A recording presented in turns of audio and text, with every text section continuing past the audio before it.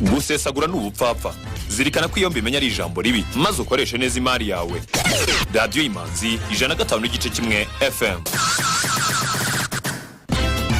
Munyarwanda, isuku ni isoko y'ubuzima. Zirikana ko isuku kubagize umuryango wawe ari inshingano zawe. Isuku kuri buri munyarwanda, igihugu kizira indwara. Radio Imanzi 105.1 FM. We got you updated. This is Radio Imanzi News in English.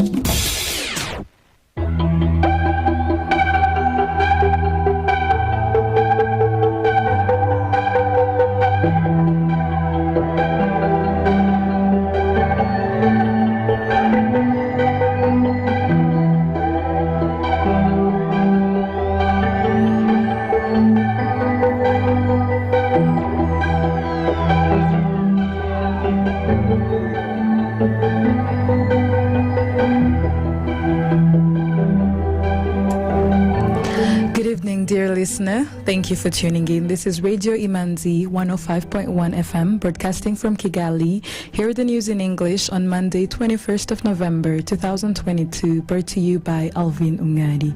The headlines.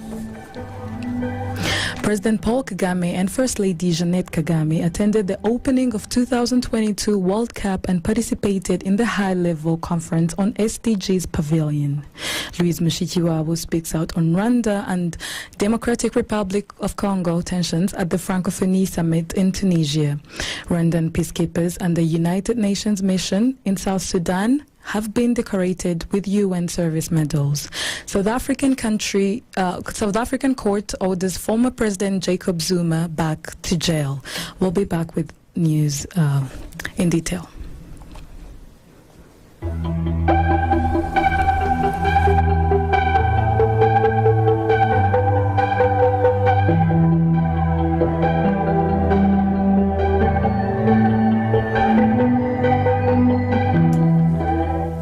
Welcome back. Let's detail the headlines.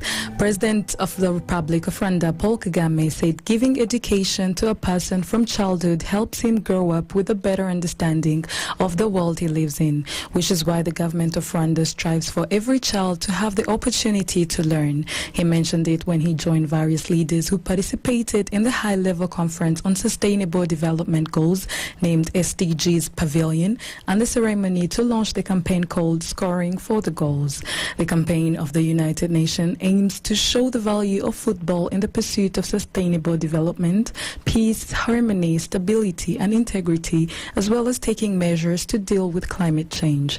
It is an initiative organized by the Qatar Foundation, which brings together more than 50 institutions working in the field of education, research, and community development.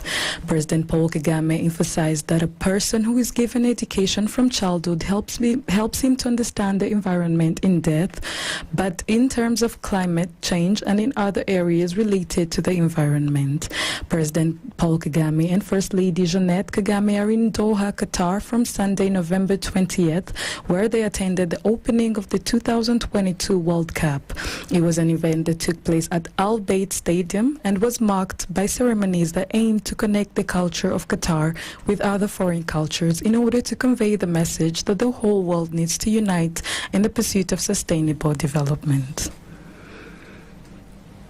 Louise Mushikiwabo, the Secretary General of the International Organization of La Francophonie, has said the root cause of the tensions between Rwanda and DR Congo should be addressed in order to establish security in the region. At the Francophonie Summit in Djerba, Tunisia, Mushikiwabo said what was lacking was political will to address the problem. Mushikiwabo said, referring to the FDLR, there are groups in DR Congo just on the border with Rwanda who are threats to Rwanda's security, a militia whose members are accused of perpetrating the 1994 genocide against the Tutsi. At a certain time, Rwanda and DR Congo, Uganda, Burundi, and regional countries decided that it was necessary to get rid of all these armed groups. Those who don't want to surrender and lay down arms will be disarmed. She continued saying, we should go back to the signed agreements that have been in existence for more than 10 years and put them into practice. It is only a matter of political will. The ongoing conflict between between Congolese armed forces FARDC and M23 rebels in North Kivu has led to diplomatic tensions between DR Congo and Rwanda, with Kinshasa accusing Kigali of supporting the insurgents. Rwanda has dismissed the allegations and instead denounced the collaboration of the FARDC and the FDLR. There are two major regional mechanisms to put an end to the insecurity in eastern DR Congo and diplomatic tensions with Rwanda. These are Angola-led Luanda Roadmap and the East African Community-mediated peace process. Peace talks between the Congolese government and the multiple armed groups are due to resume next week.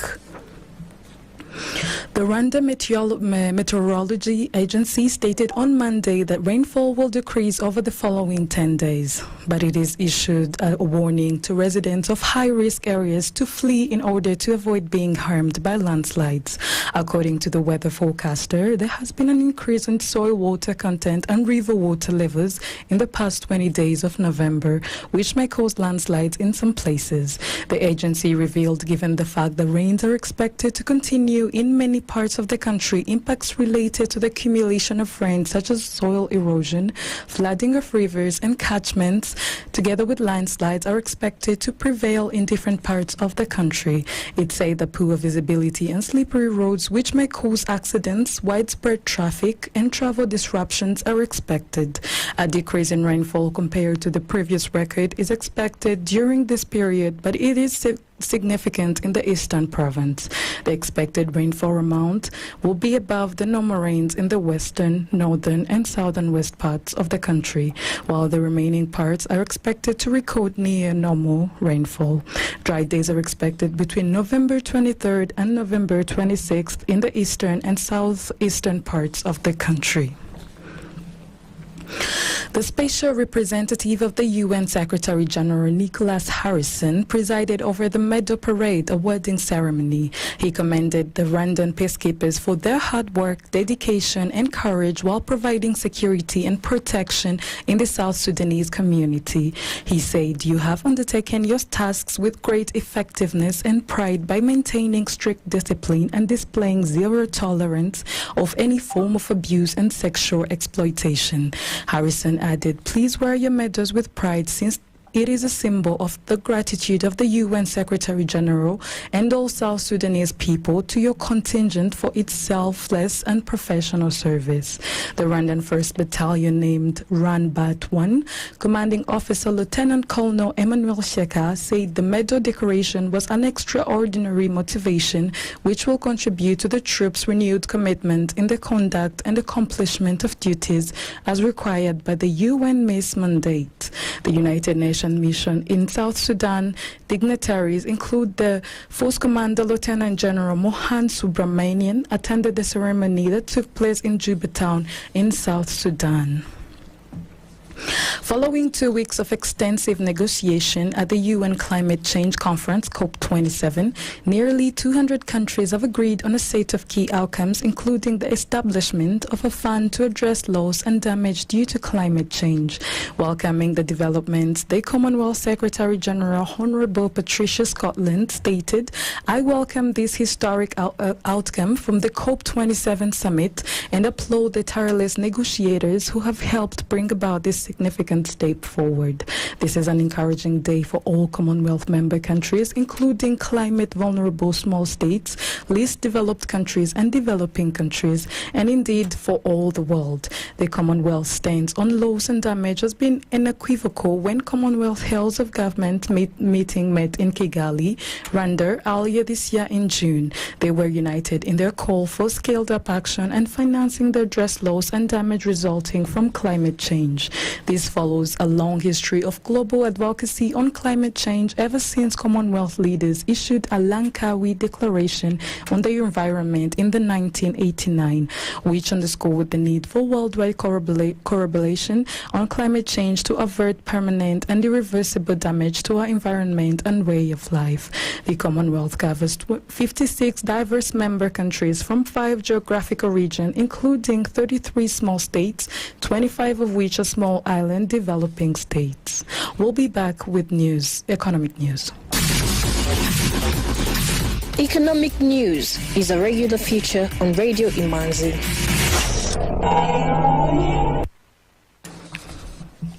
The trading session recorded a turnover of 21,536,000 Rwandan francs worth of bonds traded in 2 deals on the fixed income market and 1,254,900 Rwandan francs from 10,800 shares traded in 6 deals on the equities market.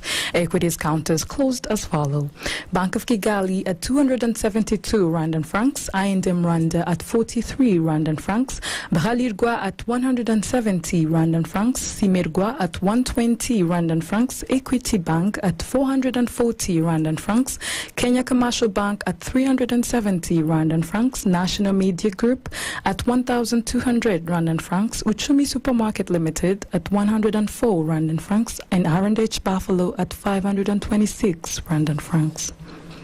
The exchange rate today, the United States dollar was buying 1,044 Rwandan francs and was selling 1,065 Rwandan francs. The British pound was buying 1,235 Rwandan francs and was selling 1,260 Rwandan francs. The euro was buying 1,073 Rwandan francs and was selling 1,095 Rwandan francs. The Kenyan shilling was buying 8.5 Rwandan francs and was selling 8.7 Rwandan francs. The Tanzanian shilling was buying 0.44 Rwandan francs and was selling 0.45 Rwandan francs. The Ugandan shilling was buying 0.27 Rwandan francs and was selling 0.28 Rwandan francs. The Burundian francs was buying 0.50 Rwandan francs and was selling 0.51 Rwandan francs. We'll be back shortly with international news. Some items of international news on Radio Imanzi.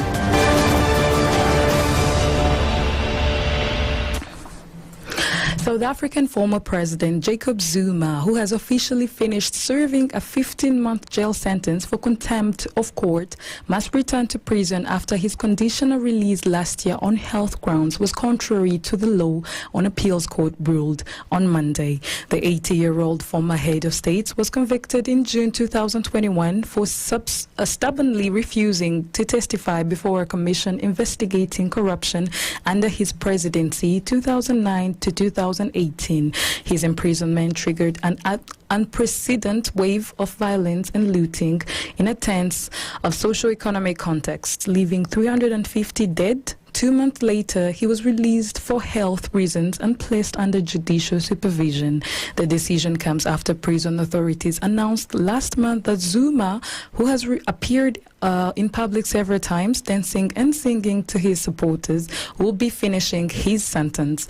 He's still seen, despite the scandals, as current President Cyril Ramaphosa's biggest political rival, with less than a month to go before the conference of the ruling ANC party.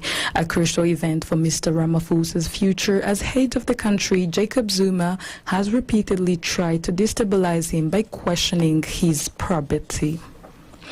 Kenyan President William Ruto says a new East African Community Force will impose peace on warring groups in the Eastern Democratic Republic of Congo. He was speaking after holding talks with his Congolese counterpart Felix Tshisekedi while a one-day official visit to the DRC amid efforts to try to bring peace to the country.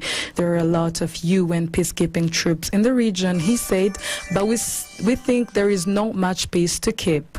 Ruto suggested that the East African troops will be more forceful, saying the regional force would impose peace on those who are hell-bent on creating instability.